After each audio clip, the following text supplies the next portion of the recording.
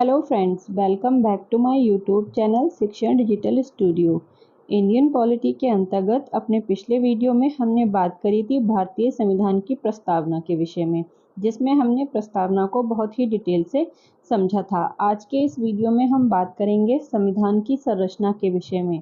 Video शुरू करने से पहले अगर अभी तक आपने मेरे चैनल को सब्सक्राइब नहीं किया है तो इसे सब्सक्राइब करें, शेयर करें तथा बेल आइकन प्रेस करना बिल्कुल ना भूलें, जिससे आपको मेरे आगे आने वाले सभी वीडियोस की नोटिफिकेशन प्राप्त हो सके। और अगर आपको मेरे ये वीडियोस पसंद आ रहे हैं तो प्लीज़ इसे ज़्यादा से ज़्यादा शेयर करें ताकि दूसरे लोग भी इसका लाभ ले सकें। तो चलिए शुरू करते हैं आज का वीडियो और देखते हैं भारतीय संविधान की संरचना को। भारतीय संविधान की बात करें तो जो मूल भारतीय संविधान था उसमें 22 भाग, 395 अनुच्छेद तथा 8 अनुसूचियां थी, जिसमें समय समय पर परिवर्तन किया गया। और वर्तमान समय में जो हमारा संविधान है उसमें भाग, अनुच्छेद तथा जो अनुसूचियां हैं उनकी संख्या में परिवर्तन हो गया है। आज हम भारतीय संविधान को निम्नलिखित भागों में बांटकर देख सकते हैं। सबसे पहले एक प्रस्तावना है हमारे संविधान में, इसके अलावा 25 भाग हैं, इसके अलावा 470 अनुच्छेद हैं और 12 अनुसूचियां हैं। इसके अलावा 5 अनुलग्नक भी हैं और इसके साथ साथ अब तक संविधान में 105 बार संशोधन हो चुका है, यानी कि 105 संशोधन भी हैं। आगे देखते हैं संविधान के जो भाग हैं उनकी विषय वस्तु के कितने भाग हैं और उनकी विषय वस्तु यानी कि उन भागों में किस चीज का वर्णन किया गया है। तो सबसे पहले है भाग एक। भाग एक में हमें संघ और उसके राज्य क्षेत्र के बारे में वर्णन मिलता है, जो कि अनुच्छेद 1 से लेकर 4 तक वर्णित है। अगला भाग है भाग 2, जो कि नागरिकता से संबंधित है और इसमें अनुच्छेद 5 से लेकर 11 तक सम्मिलित हैं। आगे है भाग 3, जो कि हमारे मूल अधिकारों से संबंधित है और इसमें अनुच्छेद 12 से लेकर 35 तक वर्णन किया गया है। आगे भाग 4, इसमें राज्य के नीति निर्देशक तत्व हैं, जो कि अनुच्छेद 36 से लेकर 51 तक शामिल हैं। इसके बाद भाग 4 का ए है, यानी कि हमने जो भाग हैं उनकी संख्या वही रखी है, सिर्फ उसमें आगे ए पार्ट जोड़ दिया गया है। तो जो भाग 4 का ए है, जिसमें हमारे मूल कर्तव्य शामिल हैं, वो अनुच्छेद 51 का ए है। यानी जैसे कि आप देख पा रहे हैं कि जो भाग 4 है उसमें अनुच्छेद 36 से लेकर 51 तक आता है। इसी तरह इसमें हमने भाग 4 का ए जोड़ा, जिसमें हमने मूल कर्तव्यों को रखा और इसको हमने अनुच्छेद 51 ए के तहत रखा है। आगे बात करते हैं तो भाग 5 है, जिसमें संघ के बारे में, जो संघ से जुड़ी जितनी भी नियम कानून हैं उनके बारे में दिया गया है, जो कि अनुच्छेद 52 से लेकर 151 तक शामिल है। इसके बाद भाग 6 है, जिसमें राज्य से जो संबंधित पूरी व्यवस्था है उसके बारे में वर्णन किया गया है, जो कि अनुच्छेद 152 से लेकर 237 तक वर्णित है। इसके बाद है भाग 7, जो संविधान का भाग 7 है उसको संविधान के 7वें संशोधन अधिनियम 1956 के द्वारा निरसित यानी कि समाप्त कर दिया गया है, जो कि अनुच्छेद 238 था उस समय। अब इस समय ये संविधान में हटा दिया गया है, यानी कि निरसित कर दिया गया है। आगे इसके बाद है भाग 8, जिसमें है संघ और राज्य क्षेत्र जो हैं उनके बारे में वर्णन, जो कि अनुच्छेद 239 से लेकर 242 तक है।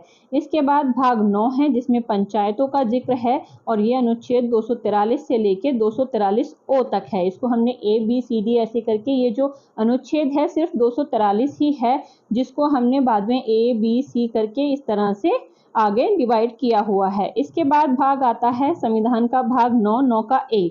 इसमें है नगर पालिकाएं, जिसको हमने अनुच्छेद 243 पी से लेकर अनुच्छेद 243 जेड जी तक शामिल किया है। इसके बाद है भाग 10, जिसमें अनुसूचित और जनजाति जो क्षेत्र हैं उनके बारे में वर्णन दिया गया है। तो ये अनुच्छेद 244 से लेके अनुच्छेद 244 ए तक माना जाता है। इसके बाद है भाग 11, इसमें संघ और राज्यों के बीच जो संबंध हैं उसके बारे में वर्णन है। ये अनुच्छेद 245 से लेकर 263 तक वर्णित है।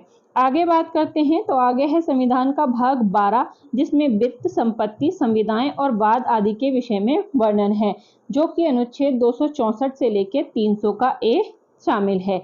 इसके बाद है भाग 13, भारत के राज्य क्षेत्र के भीतर व्यापार, वाणिज्य और समागम के जो भी नियम हैं उसके बारे में इसमें वर्णन है, जो कि अनुच्छेद 301 से लेकर 307 तक वर्णित है। इसके बाद है भाग 14, जो कि संघ और राज्यों के अधीन सेवाएं जिसमें दी गई हैं, जिसमें आपका यूपीएससी और जो स्टेट पीसीएस है उसके विषय में है, तो ये अनुच्छेद 308 से लेकर 323 तक वर्णित है।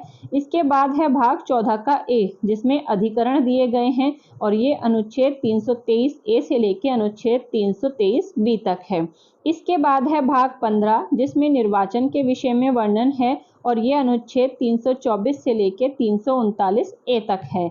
इसके बाद है भाग 16, इसमें कुछ वर्गों के लिए विशेष उपबंधों का प्रावधान किया गया है, जो कि अनुच्छेद 330 से लेकर 342 तक वर्णित है। आगे बात करते हैं भाग 17 की, तो भाग 17 में हमारी राजभाषा का प्रावधान है, जो कि अनुच्छेद 343 से लेकर 351 तक है। उसके बाद है भाग 18, जिसमें आपात उपबंधों का वर्णन है, जो कि अनुच्छेद 352 से लेकर 360 तक वर्णित है। इसके बाद भाग 19, ये प्रकीर्ण है। प्रकीर्ण का मतलब जो भी बिखरे हुए नियम कानून हैं उनको एक जगह पर समेट दिया गया है, तो ये भाग 19 प्रकीर्ण से संबंधित है, जो कि अनुच्छेद 361 से लेकर 367 तक आता है। इसके बाद है भाग 20, संविधान के संशोधन की जो पूरी प्रक्रिया है वो इस भाग में दी गई है, और इसमें अनुच्छेद 368 शामिल है। इसके बाद है भाग 21, इसमें अस्थायी संक्रमणकालीन और विशेष उपबंधों का प्रावधान किया गया है, और ये अनुच्छेद 369 से लेके 392 तक आता है। इसके बाद है अंतिम भाग, जो कि है भाग 22, इसमें संक्षिप्त नाम, प्रारंभ और हिंदी में जो प्राधिकृत पाठ है हमारे संविधान का, और साथ ही साथ निरसन का जो प्रावधान है वो दिया है, जिसमें अनुच्छेद 393 से लेकर 395 तक शामिल है। जैसा कि आपने देखा कि अगर हम गणना की दृष्टि से बात करें तो हमारे संविधान में 22 ही भाग हैं, जबकि संख्या की दृष्टि से ये 25 हो चुके हैं, क्योंकि हमने जो इनको जोड़ा है वो जो मूल भाग हैं उन्हीं में ए पार्ट और बी पार्ट करके जोड़ दिया है। इसके बाद हम बात करते हैं भारतीय संविधान की अनुसूचियों की। अनुसूचियों की बात करें तो भारत के मूल संविधान में मूलतः 8 अनुसूचियां ही थी, परंतु वर्तमान समय में भारतीय संविधान में 12 अनुसूचियां हैं। संविधान में जो 9वीं अनुसूची थी उसको प्रथम संविधान संशोधन 1951 से, जो 10वीं अनुसूची थी उसको 52वें संविधान संशोधन 1985 से, 11वीं अनुसूची को 73वें संविधान संशोधन 1992 से, तथा जो 12वीं अनुसूची है उसको 74वें संविधान संशोधन 1992 के द्वारा सम्मिलित किया गया है। और इस तरह से जो हमारी अनुसूचियां हैं वो 8 से संख्या में 12 हो गई हैं। अब बात करते हैं भारतीय संविधान की जो अनुसूचियां हैं और उनके विषय वस्तु, यानी कि उनमें क्या वर्णन किया गया है उसके विषय में। तो सबसे पहले हम बात करेंगे पहली अनुसूची की। तो पहली अनुसूची, उसमें 1 से लेकर 4 तक जो राज्य और राज्य संघों का वर्णन है वो दिया गया है। इसके बाद बात करें दूसरी अनुसूची की, तो दूसरी अनुसूची में अनुच्छेद 59 का 3, 65 का 3, 75 का 6, 97 का 97, 125, 148 का 3, 158 का 3, 164 का 5 और 186 तथा 221 इन अनुच्छेदों के विषय में जो मुख्य प्रावधान हैं वो दिए गए हैं। इसमें जो मुख्य पदाधिकारी हैं उनके वेतन भत्तों के बारे में जानकारी दी गई है। अब इसके भागों को देख लेते हैं कि जो हमारे मुख्य अधिकारी हैं उनकी जो वेतन भत्ते हैं, तो किस किस के वेतन भत्ते इसमें दिए गए हैं। तो भाग 1 है इसका, उसमें राष्ट्रपति और राज्यपाल के वेतन भत्तों के बारे में वर्णन है। भाग ख में लोकसभा तथा विधानसभा के जो अध्यक्ष, उपाध्यक्ष, राज्यसभा के अध्यक्ष, उपाध्यक्ष, इसके अलावा विधान परिषद के सभापति और उपसभापति जो भी होते हैं उनके वेतन भत्ते इसमें बताए गए हैं। आगे है भाग ग, इसमें उच्चतम न्यायालय के न्यायाधीशों के वेतन भत्ते के बारे में वर्णन है। उसके बाद भाग घ है, जिसमें भारत के नियंत्रक महालेखा परीक्षक के वेतन भत्तों के बारे में वर्णन दिया गया है। यहाँ से प्रश्न बन सकता है कि जो दूसरी अनुसूची है हमारी, उसमें किस किस के जो वेतन है उसका वर्णन नहीं किया गया है। तो आप यहाँ देख पा रहे हैं कि यहाँ पर जो हमारे प्रधानमंत्री हैं उनके वेतन के बारे में कोई जिक्र नहीं किया गया है। आगे बात करते हैं तीसरी अनुसूची की। तो तीसरी अनुसूची में अनुच्छेद 75 का 4, अनुच्छेद 99, अनुच्छेद 124 का 6, अनुच्छेद 148 का 2, अनुच्छेद 164 का 3, अनुच्छेद 128 और अनुच्छेद 219 से संबंधित प्रावधानों का वर्णन है। इसके अंतर्गत विधायिका के सदस्य, मंत्री, राष्ट्रपति, उपराष्ट्रपति, न्यायाधीश आदि जो शपथ लेते हैं तो उनकी शपथ लिए जाने वाले प्रतिज्ञान के जो प्रारूप हैं वो इसमें दिए गए हैं।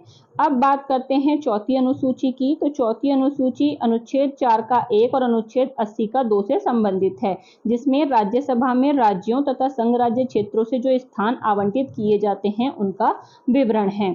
आगे बात करते हैं 5वीं अनुसूची की। तो 5वीं अनुसूची अनुच्छेद 244 के 1 से संबंधित है। अनुसूचित क्षेत्रों और अनुसूचित जनजाति के प्रशासन और नियंत्रण से संबंधित उपबंध इसमें शामिल किए गए हैं। आगे बात करते हैं 6ठी अनुसूची की। तो 6ठी अनुसूची अनुच्छेद 244 का 2 और 275 का 1 इससे संबंधित है। जब हम अनुच्छेदों को डिटेल से आगे देखेंगे तब हमें समझ आ जाएगा कि ये जो अनुच्छेद हैं वो किस विषय से संबंधित हैं। तो इनको इन सूचियों में रखा गया है। तो 6ठी अनुसूची में अनुच्छेद 244 का 2 और अनुच्छेद 275 का 1 ये इससे संबंधित है। इसमें असम, मेघालय, त्रिपुरा, मिजोरम जो राज्य हैं उनके जनजातीय क्षेत्रों के प्रशासन के विषय में उपबंध किए गए हैं। आगे बात करते हैं 7वीं अनुसूची की, जो कि बहुत ही ज्यादा महत्वपूर्ण अनुसूची है। 7वीं अनुसूची की बात करें तो ये अनुच्छेद 246 से संबंधित है। इसमें विषयों के वितरण से संबंधित सूची जैसे कि संघ सूची, राज्य सूची और जो तीसरी समवर्ती सूची है उसका विवरण दिया गया है। संघीय सूची संघीय सरकार से संबंधित है, राज्य सूची राज्य सरकार से संबंधित है तथा जो समवर्ती सूची है वो केंद्र एवं राज्य दोनों से संबंधित है। यहाँ पर एक नोट है कि जो समवर्ती सूची है उसमें अगर कानून जो बनाया जाता है उसमें यदि टकराव होता है तो उस स्थिति में जो केंद्र का कानून है वही मान्य होगा। मतलब जैसे कि जो केंद्र सूची है उसमें जो भी विषय वर्णित हैं उस पर केंद्र सरकार कानून बनाती है। जो राज्य सूची है उसमें जो विषय वर्णित हैं उस पर कानून राज्य सरकार बनाती है और जो समवर्ती सूची के विषय हैं उस पर कानून राज्य सरकार और जो केंद्र सरकार है दोनों ही अपने अपने हिसाब से बना सकती हैं। लेकिन अगर दोनों के बनाए गए कानूनों में कभी टकराव उत्पन्न होता है तो जो केंद्र के द्वारा बनाया गया कानून है वो ही मान्य होगा, ऐसा यहाँ पर एक नोट है। आगे बात करते हैं अगली अनुसूची यानी कि 8वीं अनुसूची की। तो 8वीं अनुसूची अनुच्छेद 344(1) तथा 351 से संबंधित है, जिसमें कि भाषाएं दी गई हैं यानी कि हमारे देश में या हमारे संविधान में कितनी भाषाएं हैं उनका यहाँ पर विवरण दिया गया है। तो इसके अनुसार हमारी जो 22 भाषाएं हैं उनका उल्लेख इसमें किया गया है। आगे बात करते हैं 9वीं अनुसूची की। तो जो 9वीं अनुसूची है वो अनुच्छेद 31 के खा से संबंधित है। इसमें कुछ भूमि सुधार संबंधित अधिनियमों का विधि मान्यकरण किया गया है। ये जो विधि मान्यकरण है वो पहले संविधान संशोधन 1951 के द्वारा इसमें जोड़ा गया है। इसके बाद बात करते हैं अगली अनुसूची यानी कि 10वीं अनुसूची की। तो ये अनुच्छेद 102 के 2 से और अनुच्छेद 191 के 2 से संबंधित है। इसमें दल परिवर्तन यानी कि जिस तरह से जो पार्टियां हैं वो दल परिवर्तन कर लेती हैं तो उससे संबंधित प्रावधानों को इसमें शामिल किया गया है। परिवर्तन के आधार पर 52वें संविधान संशोधन अधिनियम 1985 के द्वारा यह इसमें जोड़ी गई है। यानी कि ये अनुसूची हमारे मूल संविधान में नहीं थी बल्कि इसे 1985 में संविधान संशोधन करके जोड़ा गया। आगे बात करते हैं 11वीं अनुसूची की। तो ये अनुच्छेद 243(6) से संबंधित है। इसमें पंचायती राज्य जिला पंचायत से संबंधित जो भी प्रावधान है उनको शामिल किया गया है। यह अनुसूची संविधान में 73वें संवैधानिक संशोधन 1992 के द्वारा जोड़ी गई। आगे बात करते हैं अंतिम अनुसूची की, जो कि है 12वीं अनुसूची। इसमें नगरपालिका का वर्णन किया गया है यानी कि नगरपालिका के जो चुनाव वगैरह होते हैं उसके बारे में इसमें पूरा विवरण दिया है। यह अनुसूची संविधान में 74वें संविधान संशोधन 1993 के द्वारा जोड़ी गई थी। तो इस तरह से ये थी हमारे संविधान की अनुसूचियां। आगे हम अपने संविधान की कुछ विशेष विभेदकारी जो विशेषताएं हैं उनके विषय में देख लेते हैं। तो भारतीय संघ जो है वो भारतीय राज्यों के परस्पर समझौते से नहीं बना है। आप जानते हैं कि जो भारत का संघ है वो भारतीय राज्यों का संघ है, जैसा कि अनुच्छेद 1 में भी वर्णन किया गया है कि जो भारत है वो राज्यों का संघ होगा। तो जो भारत के राज्य हैं और वो भारत के साथ परस्पर समझौते से नहीं जुड़े हुए हैं। जो भारतीय राज्य हैं उनका अपना कोई पृथक संविधान नहीं है, केवल एक ही संविधान है जो कि केंद्र का संविधान है और केंद्र और राज्य दोनों पर वही लागू होता है।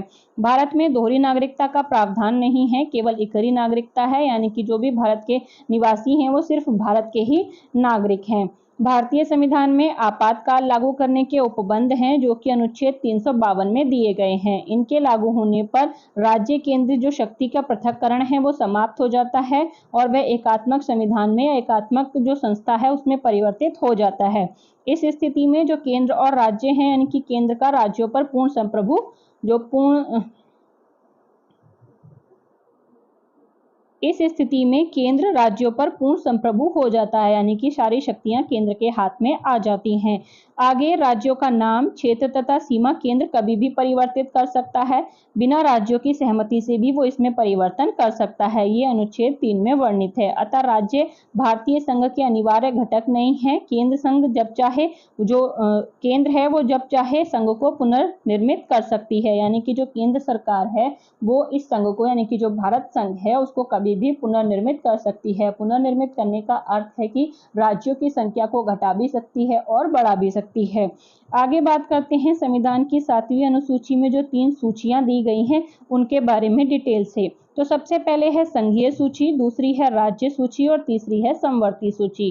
परंतु इनके जो विषय हैं उनका जो वितरण है वो केंद्र के पक्ष में किया गया, यानी कि कहने के लिए यहाँ पर शक्तियों का विभाजन किया गया है, लेकिन अगर देखा जाए तो यह केंद्र के पक्ष में ज्यादा झुकी हुई है। सबसे पहले संघीय सूची की बात करें तो संघीय सूची में सर्वाधिक महत्वपूर्ण विषय दिए गए हैं। इस सूची पर केवल संसद का ही अधिकार है, यानी कि संसद यानी कि केंद्र सरकार ही इस पर कानून बना सकती है। राज्य सूची के जो विषय हैं वो बहुत कम महत्वपूर्ण हैं तथा विशेष परिस्थितियों में राज्य सूची पर भी संसद विधि निर्माण कर सकती है। यानी कि जो राज्य सूची के विषय हैं एक तो पहले से ही कम महत्वपूर्ण विषय हैं, साथ ही जो विशेष परिस्थितियां ऐसी होती हैं कि जब राज्य सूची पर भी संसद विधि निर्माण कर सकती है, किंतु किसी भी एक परिस्थिति में, यानी कि ऐसी कोई भी परिस्थिति कभी नहीं आती जिसमें केंद्र सरकार के लिए राज्य सरकारें विधि का निर्माण करें। आगे हम बात करते हैं कि केंद्र सरकार के द्वारा किन परिस्थितियों में राज्यों के लिए कानून बनाया जा सकता है। तो सबसे पहले अनुच्छेद 249 की बात करें तो यह राज्यसभा को यह प्रस्ताव पारित करने का अधिकार देता है कि राष्ट्रीय हित हेतु यदि आवश्यक है तो 2/3 बहुमत से जो संसद है वो राज्यों के लिए कानून बना सकती है, लेकिन यह बंधन मात्र 1 वर्ष के लिए लागू होता है। यानी कि अगर इस अनुच्छेद के तहत जो संसद है वो किसी राज्य के लिए कोई नियम बनाती है तो वो मात्र 1 साल के लिए ही लागू रहता है। आगे बात करते हैं अनुच्छेद 250 की। तो अनुच्छेद 250 में दिया गया है कि राष्ट्रीय आपातकाल लागू होने पर संसद को राज्य सूची के विषयों पर विधि निर्माण करने का अधिकार स्वतः ही मिल जाता है।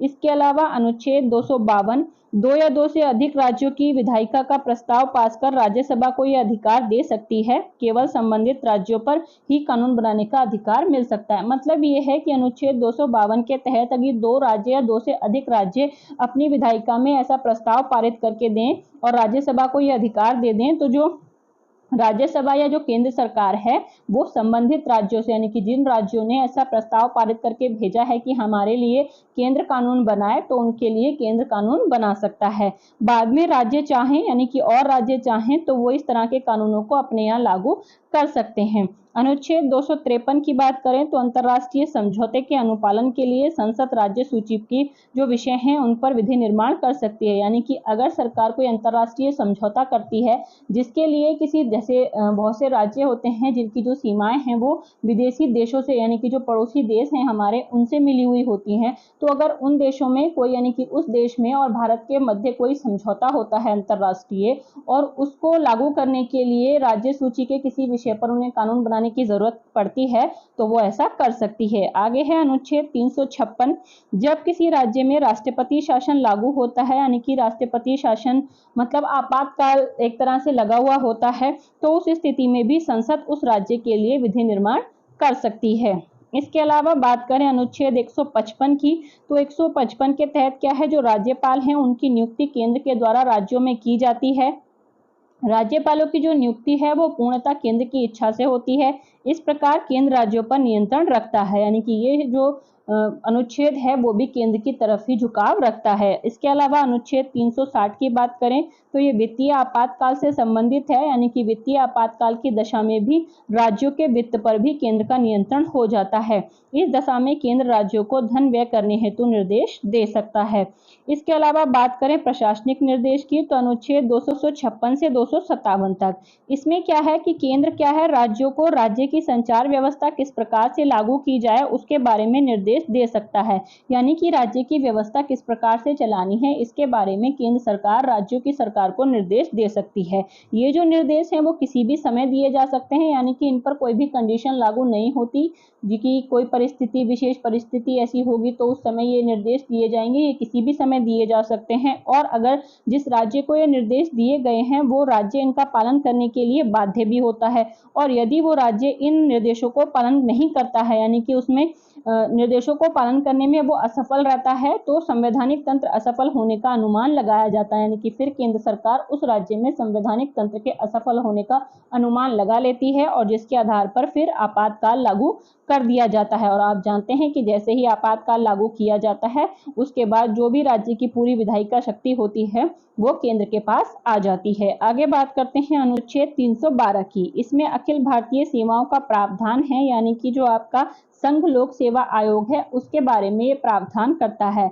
यानी कि संघ लोक सेवा आयोग के जरिए जो भी सेवक नियुक्त होते हैं, जो भी उनका प्रशिक्षण होता है या अनुशासनात्मक जो भी क्षेत्र होते हैं उसमें जो पूर्णता अधिकार होता है वो केंद्र के पास होता है, जबकि जो ये अधिकारी हैं वो सेवा राज्यों में देते हैं और जो राज्य सरकार होती हैं उनका इन पर कोई नियंत्रण नहीं होता। यानी कि एक तरह से ये केंद्र सरकार के नियंत्रण में कार्य करते हैं परंतु राज्यों के लिए करते हैं और अगर राज्यों को इनके कोई कार्य पसंद नहीं आ रहे हैं तो वो इन पर कोई भी कार्यवाही नहीं कर सकते। यानी कि एक तरह से जो संघ लोक सेवा आयोग का प्रावधान है वो भी केंद्र की तरफ ही झुका हुआ है। इसके अलावा हमारी जो एकीकृत न्यायपालिका है उसका झुकाव भी केंद्र की तरफ ही है। इसके अलावा राज्यों की कार्यपालिका शक्तियां संघीय कार्यपालिका शक्तियों पर प्रभावी नहीं हो सकती। यानी कि राज्यों की जो कार्यपालिका शक्ति है वो कभी भी संघ की कार्यपालिका शक्ति पर प्रभावी नहीं हो सकती, जबकि जो संघ की कार्यपालिका शक्ति है वो राज्यों पर प्रभावी हो सकती है।